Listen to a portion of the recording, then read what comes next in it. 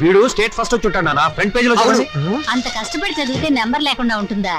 ఈ చివరుందేమో చూడండి. చూసారే, 1 10 చూసా, నెంబర్ ఉంటేగా కనపెట్టడానికి. అంటే నేను తప్పినట్టేనా నాన్న?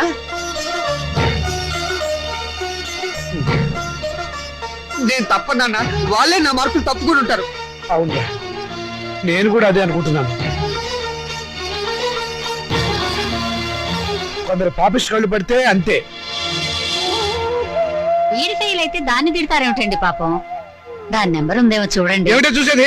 అదేమన్నా పెద్ద సరస్వత పాసడానికి? దానికి ఇక వంటిల్లు అంతకి నెలే గతి. మరి పెళ్ళో మీ నాన్న అలాగే మాట్లాడతారు, నువ్వు బాధపడక. రాత్రి మౌళ్ళు చదివిన వాడికే దిక్కు లేదు. రై, నువ్వేం బాధపడకరా, పెద్ద వయసు పోతే పోయింది, మళ్ళీ చదువుతు కానీ. ఓకే. అసలు దీన్ని చదువుకు పెట్టే ఖర్చుతో వీడి ప్రైవేట్ చెప్పిస్తే స్టేట్ ఫస్ట్ వచ్చి ఉండేవాడు. నేను పాస్ అవుతాను తెగ ఎగిరిపెట్టావు కదా, ఇప్పుడు ఏమైంది? క్షవరం అయిపోయింది. ఇందిరాగాంధీ ప్రధానమంత్రి అయినప్పటి నుంచి ప్రతి ఆధారానికి అంత అయిపోవాలనే. చదివించాలి కానీ ఏమో నేను కరెంట్ పోసి మూల కూర్చోబెట్టు. నమస్కారం సార్. నమస్కారం. రామచంద్రయ్య గారు అంటే నేనే. మీరు అయితే మళ్ళీ నమస్కారం సార్. నా పేరు Vidyapati, national educational academy principal ని. మా చెల్లెలు మౌనిక.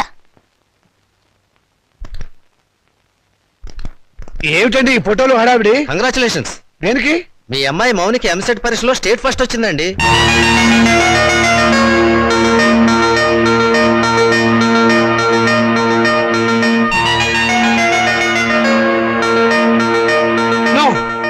అబద్ధం, అది రావడానికి వీల్లేదు.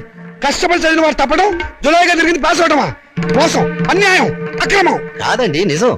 నేను ఇప్పుడే విద్యామంత్రి గారితో కూడా మాట్లాడొస్తున్నాను. అమ్మాయి నెంబర్ ఫ్రంట్ పేజీలో వేశారు, కావాలంటే చూడండి. ప్రెస్ వాళ్ళు కూడా వచ్చారు అమ్మాయిని ఇంటర్వ్యూ చేయడానికి. మేడం, ఎంసెట్ లో స్టేట్ ఫస్ట్ వచ్చినందుకు మీరు ఎలా ఫీల్ అవుతున్నారు? ఆడదానికి చదువు అవసరమని గుర్తించిన నాన్నగారు నాకున్నారని గర్వపడుతున్నాను. మీ నాన్నగారు మిమ్మల్ని బాగా ఎంకరేజ్ చేసేవారా? ఎంత చేసేవారో నాకు తెలుసు, ఆయనకు తెలుసు. పాపం, ఆయన ఎప్పుడు ఇందిరాగాంధీని ఆదర్శంగా తీసుకోమంటారు. మీరు అభిమానించేవాళ్ళు మేడం?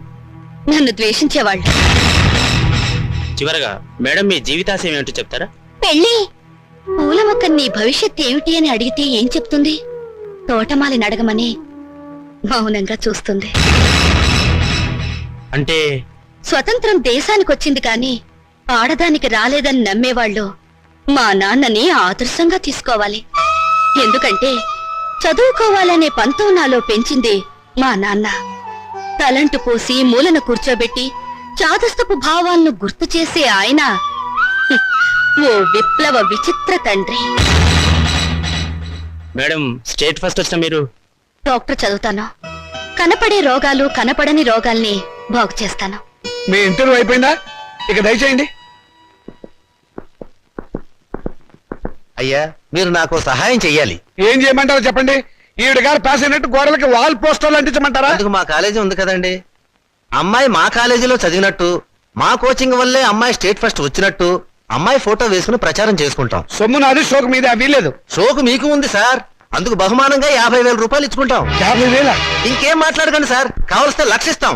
అంతసేపు వెతికావు, నీ రిజల్ట్స్ నీకు తెలియలేదమ్మా? ఇదిగో ఉంచండి. నా రిజల్ట్ నాకెప్పుడో తెలుసమ్మా. నే వెతికింది అన్నయ్య నెంబర్ని. నా బంగారు తల్లి. సరస్వతిని వెతుక్కుంటూ లక్ష్మి వచ్చింది. నేను నా చదువు శత్రురాజులను జయించాం. నేను గెలిచాను. ఆడపిల్లకి పుట్టిల్లు హాస్టల్ లాంటిది. పెళ్ళవంగానే హాస్టల్నే కాదు, అమ్మా నాన్నని కూడా మర్చిపోయి మొగుడమ్మడు వెళ్ళిపోతుంది. ఆడపిల్లని కంటం పాపం అయితే దాన్ని చదివించడం మహాపాపం. నేను మటుకు దాన్ని చస్తే చదివించను. నేను చదివే తీరుతాను. నిన్ను చదివించాల్సిన అవసరం నాకు లేదు. అయితే ఎందుకన్నారు? పుట్టే ముందు ఆడపిల్లవని తెలియక. తెలిసాక చంపకపోయారా? కన్న ప్రేమ ఒకటి చచ్చిందిగా. అవును, చచ్చింది. నిజంగానే చచ్చింది. అందుకే ఆడపిల్లలు బయట పారేసే పనికిరాని వస్తువులయ్యారు, మగపిల్లలు బీరువాలో దాచుకునే పవిత్ర గ్రంథాలయ్యారు. అవునే, రేపు నేను చచ్చాక కూలి పెట్టాల్సింది వాళ్ళు. ఎవరు పెట్టేది చచ్చాక? మనకు తెలిచేస్తుందా నాన్నా? తెలిసాకపోయినా చూస్తున్నాం కదా. రంగాలని, ఓడిలని, తిరగల సీసాలని, కాటుకని, తల్లులని, తల్లొప్పులని, ఎన్ని ఖర్చులు. ఇవన్నీ కాకుండా పెద్ద మనిషి అయితే ఖర్చు, పెళ్లి అయితే ఖర్చు, కాపురాన్ని పంపిస్తే ఖర్చు, కడుపు వస్తే ఖర్చు, కాన్పు అయితే ఖర్చు. ఈ ఖర్చులన్నీ మగపిల్లలు కడుపులు కొట్టేగా పెట్టాలి. నాన్న, దాన్ని చదివించలేదన్న చెడ్డ పేరు మీకెందుకు? చదవనివ్వండి. దాన్ని చదివించడం మీకు భారం అనుకోండి. పోనీ అన్నయ్య నేను ఎక్కడైనా పార్ట్ టైం ఉద్యోగాలు చేసి దాన్ని చదివిస్తాం. ఎరా అన్నయ్య? అవునా? ఈ మాత్రం బుద్ధి నీకుంటే ఎప్పుడో బాగుపడేదానివే. ఆ బుద్ధి నాకు రాదు, వచ్చినా అక్కర్లేదు. చూసారో దీని అహంకారం. దీనికి పెళ్లి చేస్తే మొగుడితో కాపురం చేసి నాన్న! ఎందుకంత రోషం వచ్చింది? నిన్ను 18 ఏళ్ళు పెంచి పోషించిన నాకే ఎదురు తిరుగుతున్నావే, నాకెంత రోషం రావాలి? చదివించాలి కానీ హ్యాపీ. అయితే నాకు పెళ్లి చేయండి. నాకు అంటే మా ఇద్దరికి అన్నమాట ఒక పని అయిపోతుంది.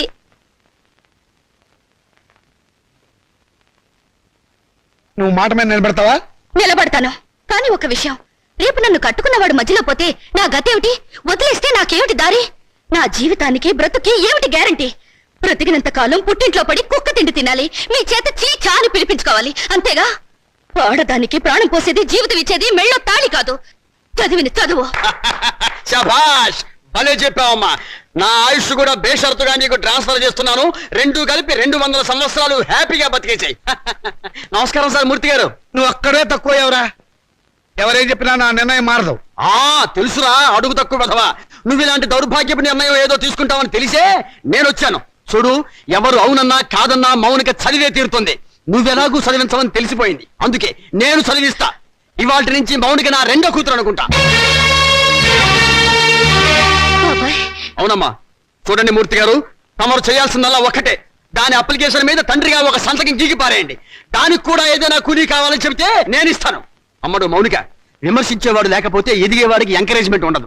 వాడి తిట్లు చీవాట్లు నీకు విటమిన్లు ప్రోటీన్లు అనుకో. వాడు నిన్ను కాదు అనడమే నీ ఎదుగుదలకు మంచి దారి.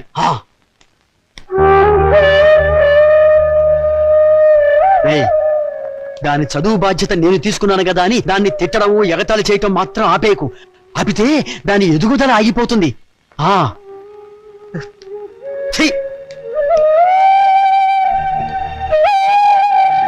సీత, సీత, వస్తున్నానండి.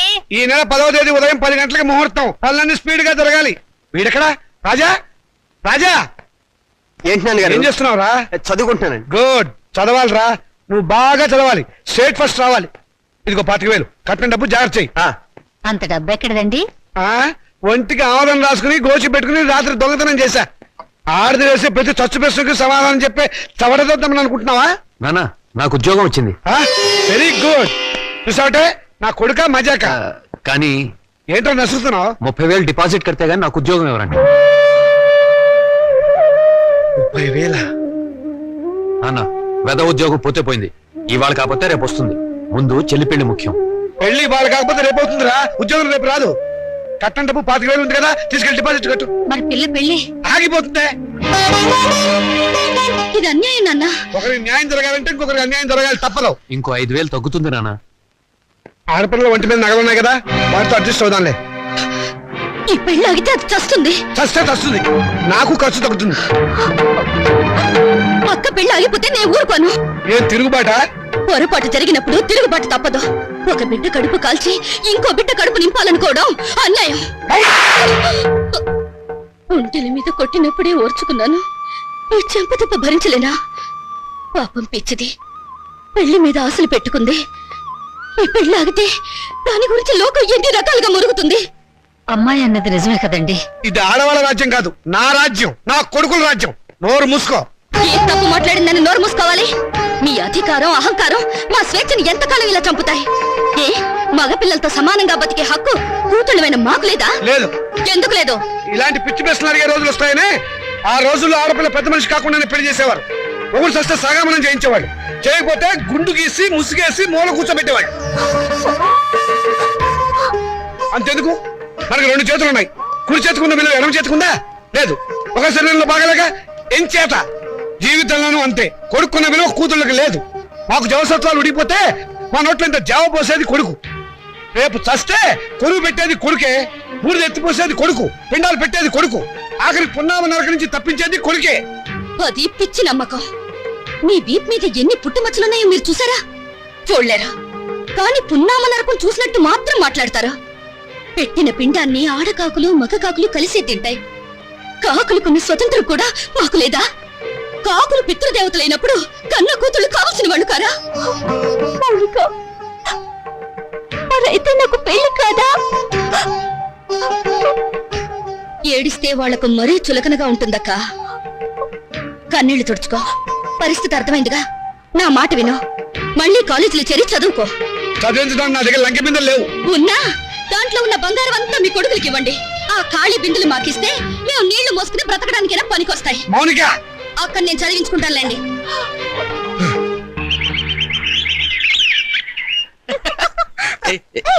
వదిన రాత్రి గదిలో తేలు కుట్టిందా కెవ్వు నరిచావు కాదు మీ అన్నీ కుట్టాడు పిచ్చివాగుడు నువ్వు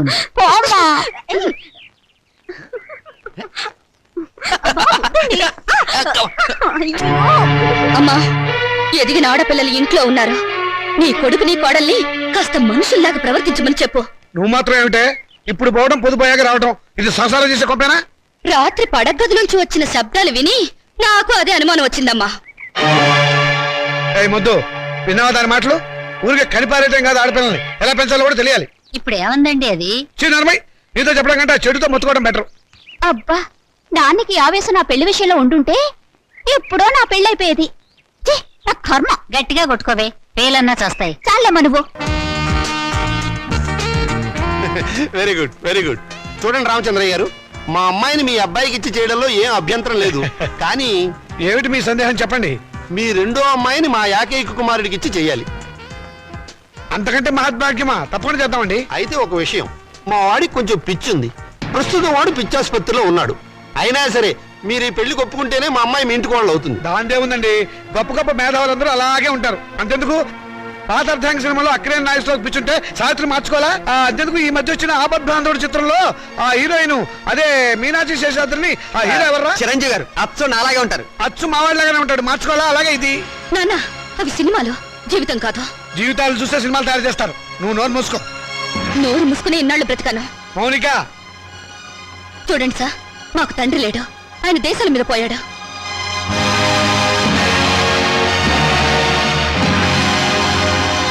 ఈయన మా పెంపుడు తండ్రి. పదక్క. ఏమిటని ఒకటి చెప్పొచ్చింది? నేను దేశాల మీద పోయానా? ఇంకా నయం బ్రతికే ఉన్నామని చెప్పినందుకు సంతోషించు. మౌనిక ఆగండి. హ్. స్వార్థం కోసం ఆడదాన్ని కాళ్ళు చేతులు నరికి తందూరి పొయ్యిలో తగిలిపెట్టిన మహానుభావుల జాబితాలో మీ పేరు కూడా చేరిపోవాలంటే ఆ పిచ్చివాడికిచ్చి పెళ్లి చేసే బదులు డబ్బా కిరసనాలు పోసి తగలబెట్టండి, ఖర్చైనా మిగులుతుంది.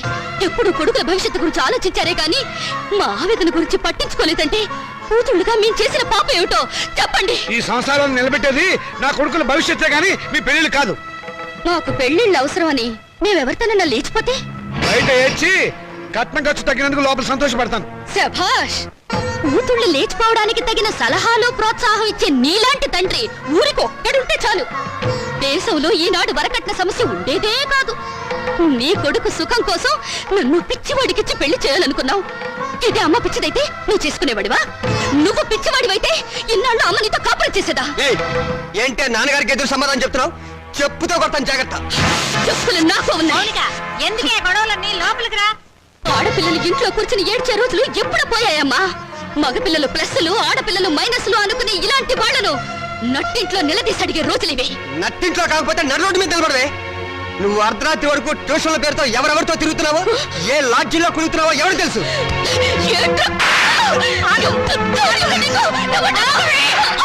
సంగతి అంతా నాకు తెలిసే. నువ్వు నోర్మేరా. నేను అన్న దాంట్లో తప్పే ఉందమ్మా.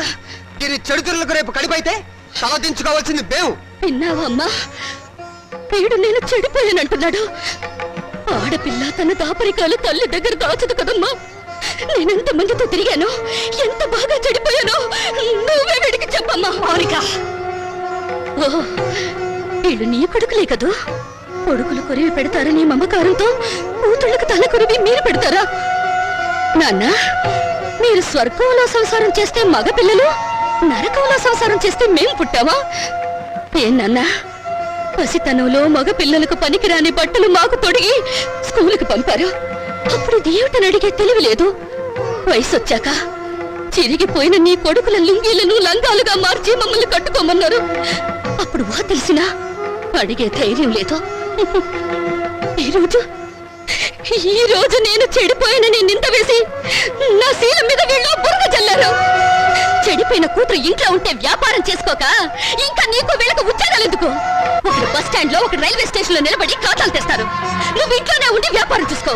నా రేటు ఎంత అని అడగను, నా రేటు పెంచమని డిమాండ్ చేయను. నీ కొడుకులు చదువులకే కాదు వీళ్ళిద్దరు బిల్డింగ్లు కట్టుకోవడానికి కూడా ఈ కూతురు ఉపయోగపడుతుందని నువ్వు తెలుసుకో. విలువేంటో తెలియాల్సిన అవసరం ఇక్కడ ఎవరికి లేదు. నువ్వు నోరు మూసుకుని లోపలికి వెళ్ళు. పోతాను. నేను ఇక్కడే ఉంటే నిజంగానే నన్ను చెడగొట్టి ఆ డబ్బుతో మీ అవసరాలు తీర్చుకుంటారు. మిమ్మల్ని మీ ఇంటిని విడిచిపెట్టి వెళ్తే తప్ప నేనుగా బ్రతకలేను. మౌనిక ఆగు, నేను నీతో పాటు వస్తాను. నువ్వెక్కడికే? మౌనిక ఎక్కడ ఉంటే నేను అక్కడే ఉంటాను. ఎందుకంటే నేను ఈ ఇంట్లో ఉంటే మీరు నా పెళ్లి చేయరు, ఎవరికైనా అమ్మేస్తారు. అందుకే నాకు తొందరగా పెళ్లి కావాలి. నేను మౌనికతో వెళ్ళిపోతాను. పిచ్చగా ఉందా? గడప దాటావంటే కాళ్ళు చేతులు నరికేస్తాను, జాగ్రత్త. ప్రాణాలు తీస్తావన్నా భయపడా. నువ్వు పదక్క. అవసరం అయితే అది జరుగుతుంది. నోరు మూసుకుని ఇంట్లో పడి ఉండండి. మర్యాదగా మమ్మల్ని బయటికి వెళ్ళనివ్వండి. ఆగండి.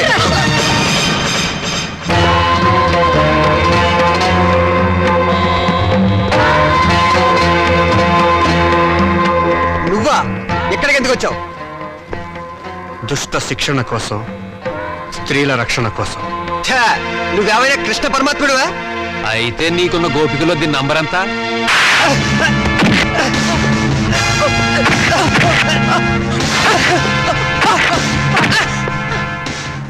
లెక్క పెట్టి నెంబర్ ఎంతో మీరే తెలుసుకోండి. రామోనిక, మౌనిక ఆగు, ఆగమ్మా. తీసుకెళ్ళి బాబు. మా దరిద్రం వదిలిపోతుంది, పీడ విరగడైపోతుంది. కానీ ఒక్క విషయం గుర్తుంచుకోండి. బిడ్డలని మమకారం మా మీద మీకు లేకపోయినా తల్లిదండ్రులనే గౌరవం బాధ్యత మాకున్నాయి. ఎప్పటికైనా మిమ్మల్ని ఆదరించడానికి మీరు కాదన్న ఈ కూతురు ఉందని మీరు మర్చిపోకండి.